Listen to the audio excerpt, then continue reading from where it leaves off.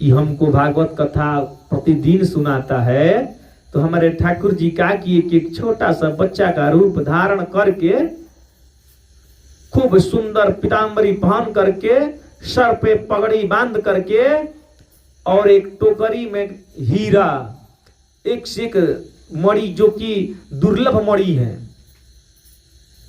जो कि अरबों खरबों में है। करोड़ों की बात तो छोड़िए, जिसके पास होगा वो राजा है, राजा महाराजा है।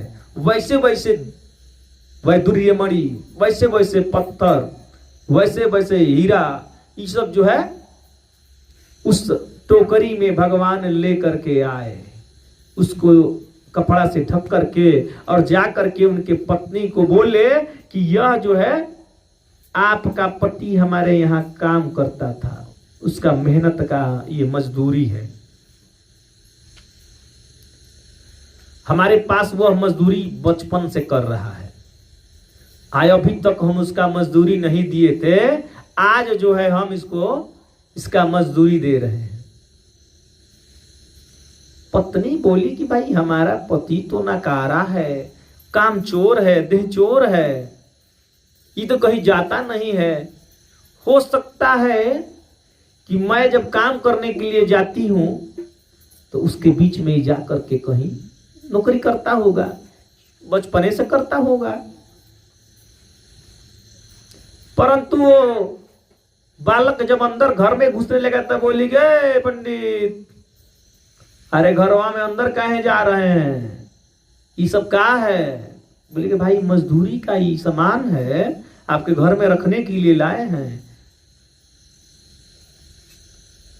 तो भगवान जो भी बोल रहे हैं मुंह से नहीं बोल रहे हैं, इशारा में कह रहे हैं।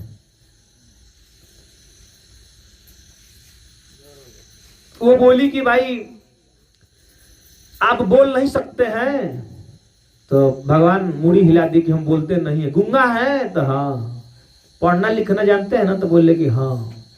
तो वही कागज लेके आई, उसी कागज पे वो लिख दिए कि तुम्हारा पति जो है हमारे यहाँ बचपन से काम करता है हमारा, तो उसका मजदूरी है,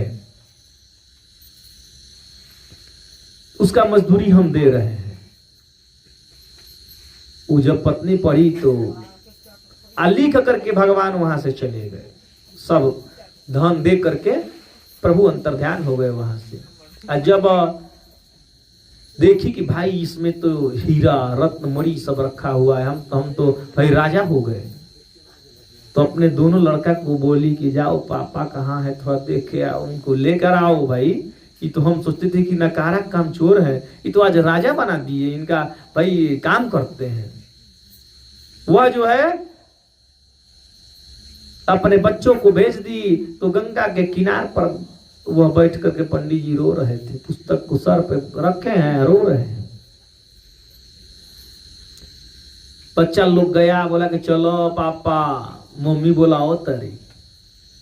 अब रोते हुए उधर से कि भाई पत्नी तो पुस्तक को पकड़ के मैंने फेंक दी थी, पत्नी को कोई भाई कार्य लगा होगा, चलो अब कुछ काम करेंगे, अब ये किताब पढ़ने से काम चलेगा नहीं।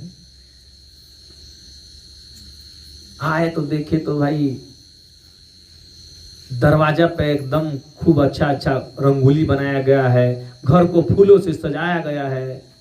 तो ब्राह्मण देवता आए तो बोले कि भाई लग रहा है कि हमारा घरवा नहीं है, किसी दूसरे का है। तो लड़का लोग नहीं नहीं हम लोगों का घर है, आप चलिए अंदर देखिए व्यवस्था। पंडित जी अंदर गए, देखे तो उनकी पत्नी आई आरती का थाल लेकर के। अब पंडित जी यही भगवान से कहते थे कि प्रभु हमारे पत्नी का बुद्धि बदल दीजिए, उसको क्षमा कर दीजिए।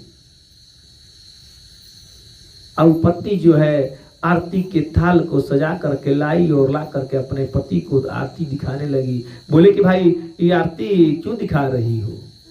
बोले कि एक आदमी आया था जहां कमवा आप करते, हम तो सोचते थे कि आप नकारा है, काम चोर है, परंतु आज पता चला कि आप बचपन से ही काम करने वाले हैं। जो वहां काम करते थे उसका मालिक आया था और आकर के यह मजदूरी दे के गया है। पंडित जी बोले कि भाई हम तो कहीं काम करते नहीं हैं, तो मजदूरी हमको दिया कौन? बोले कि भाई क्या कुछ प्रूफ है? बोला है कुछ कि काम क्या कर रहे थे? बोला कि कुछ प्रूफ नहीं है, देखिए कागज पर लिख के दिया है।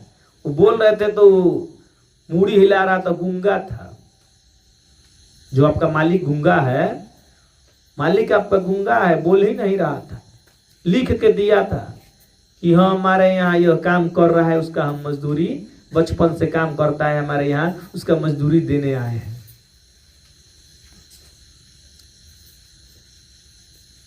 बोला कि लाओ पर्ची दिखाओ हमको। यूं ही पर्ची को देखा तो उसमें लिखल था कि बचपन से तुम हमारे यहाँ काम कर रहे हो, उसका यह मजदूरी है। और उसमें भगवान ठाकुर जी का एक खूब सुंदर, उसमें वो जो कागज था, वो कागज में दिव्य प्रकाश हुआ, उस प्रकाश में ठाकुर जी का फोटो आ गया। ब्राह्मण देवता उसको देखे और बोले कि हे प्रभु, आपने जो किया वो कोई नहीं किया। तो कहने का मतलब ये है कि आप कर्म कीजिएगा भगवान के लिए, तो भगवान आपको आपका काम नहीं रुकने देंगे। भगवान के लिए आप 10 रुपए खर्च करेंगे तो समझिए कि जीरो उस पर आगे बैठाएंगे, कितना जीरो बैठाएंगे वो उनके मन का बात है, कर्म के हिसाब का बात है। तो उस दिन से जो है वह ब्राह्मण और ब्राह्मणी राजा के समान जीने लगे, भगवान की कथा को मात्र